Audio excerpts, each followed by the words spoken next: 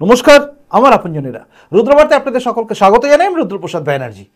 মমতা বন্দ্যোপাধ্যায়ের আজকের বক্তব্য যে ভয়ঙ্কর ইঙ্গিত তার বক্তব্যের মধ্যে লুকিয়ে আছে, সেই ভয়ঙ্কর ইঙ্গিত শুনে বা দেখে সত্যি বলতে কি বলুন তো, আমার হৃদয় কিন্তু কেঁপে গেছে। কারণ কি হতে পারে, মমতা বন্দ্যোপাধ্যায় দাঙ্গা, কাফের এই সমস্ত শব্দ ইউজ করে কিসের ইঙ্গিত দিচ্ছেন? আমরা কিন্তু এক ভয়ঙ্কর বিপজ্জনক পরিস্থিতির দিকে এগোচ্ছি বলে আমার মনে হচ্ছে। কারণ তিনি যে সমস্ত বানিয়ে দিলেন সেগুলো আমাদের কাছে কিন্তু সাবধান বাণী হয়ে যাচ্ছে। তিনি কি বলতে চাইছেন, কেন বলছেন এরকম কথা? বাংলায় কি নতুন করে কিছু হতে চলেছে যার দায়িত্ব মমতা বন্দ্যোপাধ্যায় নেবেন না? চলুন শুরু করা যাক সব নিয়ে এই মুহূর্তের সবচেয়ে চিন্তাজনক রুদ্রবার্তা।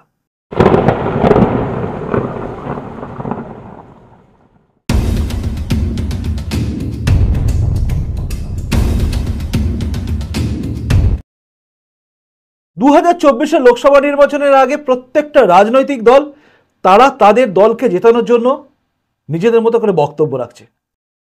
একদিকে যেরকম ভাবে বিরোধী দলনেতা শুভেন্দু অধিকারী বক্তব্য রাখছেন, সুকান্ত মজুমদার রাখছেন, নরেন্দ্র মোদীজি এসে রাখছেন, অমিত শাহজি রাখছেন, প্রত্যেকের মতো রাখছেন, সিপিএমও রাখছে, কংগ্রেসও রাখছে, রাহুল গান্ধীও রাখছে, সীতারাম ইয়েচুরিও রাখছে, প্রত্যেকেই রাখছে। প্রত্যেকের মতো বক্তব্য রাখবেন, এটাই স্বাভাবিক।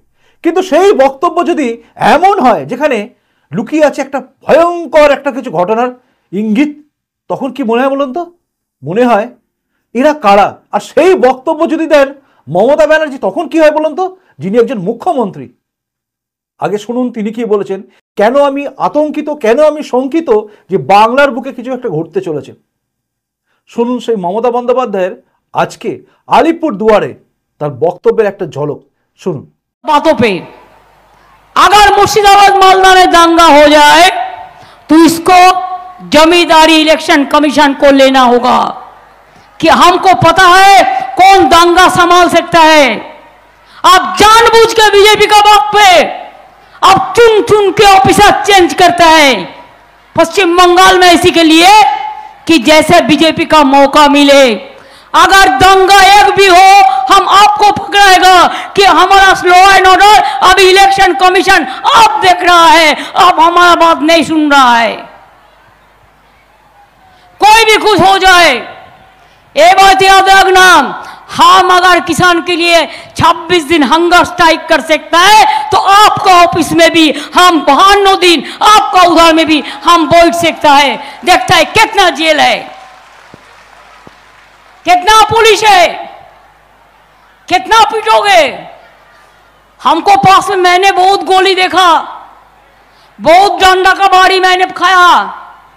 मैं इसमें डरते नहीं है, मैं लड़ते जानते हूं, मैं डरफूक नहीं हूं, मैं काफिर नहीं हूं, मैं कवर्डाइज नहीं हूं। आमी भीतु नई मने राखबेन, हम लड़ेंगे, हम खेलेंगे, हम करेंगे, हम जीतेंगे, हम बीजेपी को हटाएंगे। ये तृणमूल कांग्रेस का वादा है। এই জন্য আপনাদের বলবো, আলিপুর দুয়ারের সব জায়গার মানুষ, আপনারা বলুন আমাকে আপনারা পান না? আমি কতবার করে আসি, যা যা বলেছেন আলিপুর দুয়ারে সবটাই করে দিয়েছি। যদি কিছু বাকি থাকে বলবেন, আবার দেখে দেব। শুনলেন, পরিষ্কার করে বলুন আপনি, আপনার কি মনে হচ্ছে? এই বক্তব্যের মধ্যে একটা ইঙ্গিত ছিল না? মুর্শিদাবাদ মালদায় দাঙ্গা, কেন দাঙ্গা হবে? আমরা জানি মুর্শিদাবাদে একটা গন্ডগোল চলছে, একটা আক্রমণ চলছে, যেখানে 144 ধারা জারি আছে, আমরা সব জানি। কিন্তু আমরা সেই খবরগুলোকে সামনে আনিনি, কারণ প্রত্যেকে ভেবেছে এই খবরটা যদি সামনে আনা হয় তাহলে হয়তো চারিদিকে গন্ডগোল হবে। কিন্তু মুখ্যমন্ত্রী মমতা বন্দ্যোপাধ্যায় একদম আলিপুর দুয়ারে দাঁড়িয়ে বলছেন যে মুর্শিদাবাদ এবং মালদায় যদি দাঙ্গা হয় তার জমিদারি, আসলে জিম্মেদারি বলতে গেছিলেন, সেখান থেকে জমিদারি বলে ফেলেছেন। সেখান থেকে তিনি বলছেন যে তার দায়িত্ব আমরা নেব না, নির্বাচন কমিশনকে নিতে হবে। আপনি কথাটাকে শুনে কি ভাবছেন? মমতা বন্দ্যোপাধ্যায় কিন্তু প্রত্যেকবার ইঙ্গিতপূর্ণ বক্তব্য রাখেন। আপনাদের মনে আছে নিশ্চয়ই রামনবমীর আগে মমতা বন্দ্যোপাধ্যায় কিরকম ভাবে বলেছিলেন যে আমরা জানি এরা কেউ করবে না, পরে কি হলো মনে আছে? রামনবমীর ঘটনা। বারবার এই রাজ্যে কিন্তু বিভিন্ন ঘটনা ঘটছে, আর তার পেছনে কারণ কিন্তু এই রকম টাইপের কথাবার্তা। মমতা বন্দ্যোপাধ্যায় যে কথাটা বললেন সেই কথাটা যদি আমি আপনি বলি না, পুলিশ এতক্ষণে আমাদের ধরে নেবে, কারণ একটা প্ররোচনা দেওয়ার চেষ্টা চলছে, দাঙ্গার প্ররোচনা। আর মমতা বন্দ্যোপাধ্যায় তো সেটাই করছেন, দাঙ্গার প্ররোচনা দিচ্ছেন। তিনি বলছেন কিছু যদি ঘটে তার দায়িত্ব কিন্তু আমাদের থাকবে না, কেন্দ্র সরকার মানে নির্বাচন কমিশন বুঝবে, দায়িত্ব থাকবে না। আসল কথা কেন জানেন? আমি কেন এত ভয় পাচ্ছি, আমার কেন মনে হচ্ছে বিপদ? 2021 নির্বাচনের পরে মনে আছে হিংসা কিভাবে বেছে বেছে সমস্ত বাড়ি ঘরগুলো ভাঙা হয়েছিল? সবুজ আবির মেখে খেলা হবে খেলা হবে জয় বাংলা স্লোগান তুলে, বাংলাদেশের স্লোগান জয় বাংলা, বাংলাদেশেরই স্লোগান খেলা হবে, সেই স্লোগানগুলো তুলে এই রাজ্যে কিভাবে একের পর এক বিজেপি কর্মীদের, বিজেপির সমর্থকদের, এমনকি তৃণমূল করা লোকের বাড়ি পর্যন্ত ভেঙে দিয়েছে বেশ কিছু লোক। তারা কারা? জয় বাংলা স্লোগান তুলে। মমতা বন্দ্যোপাধ্যায় কিন্তু সঙ্গে সঙ্গে দায়িত্ব খালাস করে দিয়েছিলেন, বলেছে তখন আমি দায়িত্বে ছিলাম না, আমি দায়িত্বে এসেছি তারপরে, তখন যা ঘটেছে সেই সমস্ত ঘটনার দায়িত্ব কিন্তু নির্বাচন কমিশনের, অর্থাৎ নির্বাচন চলছিল, আমার হাতে কোনো দায়িত্ব নেই। আজ তিনি কিন্তু আবার একটা ইঙ্গিত দিলেন। দেখুন আমি আবারও বলছি, আমি কিন্তু ঘর পড়া গরু, তাই সিঁদুরে মেঘ দেখলে ভয় লাগছে। আচ্ছা, আদালত বলে একটা বিষয়বস্তু আছে জানি আমি, তো আদালতের এগুলো নজরে পড়ে না? এগুলো সুমোটো কেস হয় না? হয় কি হয় না আমি জানতে চাইছি। আজকে আমরা যদি নির্বাচন কমিশনের এই যে বাধা বা বিধি নিষেধ আছে সেগুলোকে যদি অগ্রাহ্য করে আমরা বক্তব্য রাখতে শুরু করি, তাহলে আমাদের বিরুদ্ধে ব্যবস্থা হবে না? আজকে মমতা বন্দ্যোপাধ্যায় কি বললেন, এই যে দাঙ্গার কথা, দেখুন নিজেকে বলছেন আমি কাফের নই। দেখুন মমতা বন্দ্যোপাধ্যায়, আপনি কাফের কি কাফের নন সেটা আপনি জানেন, কারণ আমরা বলতে পারবো না কে কার কোন ধর্মে আছেন। কাফের কথাটার অর্থ হচ্ছে যারা ইসলামকে মানে না, যেমন আমাকে ইসলামীরা বলবে কাফের, কারণ আমি ইসলাম মানি না, ইসলাম ধর্মকে আমি মেনে চলি না, তাই আমি কাফের। মমতা বন্দ্যোপাধ্যায় বলেন আমি কাফের নই, বারবার এই কথাটা বলেন। কাফের মানে আপনি কি বলতে চাইছেন? আপনাকে বোঝাতে হবে, মানুষকে জানাতে হবে আপনি কাফের নন বলছেন। আবার বলছেন আমি ডরপুক নই। কাফের নন, ডরপুক নন মানে কি? কাফেররা ডরপুক নাকি? কাফেররা ডরপুক নয়, কাফের বলা হয় ইসলাম যারা মানে তারা বলে যে আমরা কাফের। একদল হচ্ছে মুমিন আর একদল হচ্ছে কাফের, তাই তো? আপনি কি বলতে চাইছেন? আপনি কাফের নন মানে আপনি মুমিন? আপনার প্রশ্ন, আপনার বলা বাক্য, তার পরিপ্রেক্ষিতে কিন্তু প্রশ্ন উঠে যায় কিভাবে বলেন আপনি কথাবার্তা, যে কথাবার্তাগুলোতে দাঙ্গা লাগতে পারে, যে কথাবার্তাগুলোতে শুনলে আমাদের ভয় লাগতে পারে। দাঙ্গার কথা আপনি একজন মুখ্যমন্ত্রী কি করে বলেন যে দাঙ্গা হলে আমার দায় নয়? আপনি তো প্ররোচনা দিচ্ছেন যে তোমরা কিছু করে নাও, যেখানে যেখানে সব কম লোকজন আছে সেখানে তোমরা করে নাও। আপনি মালদা বলছেন, মুর্শিদাবাদ বলছেন, এসব জায়গায় হলে পারে কাদের উপর আক্রমণ হবে? তোমরা করে নাও, দায়িত্ব তোমাদের, আমাদের দায়িত্ব নয়, নির্বাচন কমিশনের দায়িত্ব। এ তো ইঙ্গিত দিচ্ছেন আপনি। আজকে এই কথাটা আমি যদি বলতাম আমার বিরুদ্ধে একটা বিরাট বড় মামলা হয়ে যেত, কারণ হওয়া স্বাভাবিক, কারণ আমি তো প্ররোচনা দিচ্ছি যে দাঙ্গা হলে এখন কোনো দায়িত্ব নেই, যা হওয়ার বুঝে নেবে নির্বাচন কমিশন, রাজ্যের কোনো দায়িত্ব নেই, দাঙ্গা হলে কিছু হবে না, কিন্তু এবার রাজ্য নির্বাচন কমিশন বুঝবে। এ কথা কি মানে কি? পুলিশ কমিশনার বা পুলিশ অফিসারগুলোকে সরিয়ে দিলেই আপনার ব্যাস গাত্র দাও, আপনি দাঙ্গায় চলে গেলেন? একজন মুখ্যমন্ত্রী আপনি তো, নাকি এখনো আপনি নিজেকে বিরোধী দলনেত্রী ভাবেন? আসলে আপনাকে ভুল করে মানুষ মুখ্যমন্ত্রী করে ফেলেছে, মানে এই দলটা বিরোধী হিসেবে ঠিক ছিল, বিরোধী দলনেত্রী এখনো নিজেকে বিরোধী দলনেত্রী ভাবেন। মুখ্যমন্ত্রী আপনি অবশ্য হওয়া স্বাভাবিক, যেভাবে শুভেন্দু অধিকারী হারিয়ে দিয়েছে সেখানে এটা আপনার ভাবা স্বাভাবিক যে আপনি মুখ্যমন্ত্রী হয়তো আর নয়, তাই কি আপনি এসব কথা বলছেন? এই কথার পরিপ্রেক্ষিতে আমি জানি না রাজ্যের বিরোধী দলনেতা এই বিষয়টা নিয়ে কি বলবেন, কারণ আমার মনে হচ্ছে এটা ভয়ঙ্কর ব্যাপার।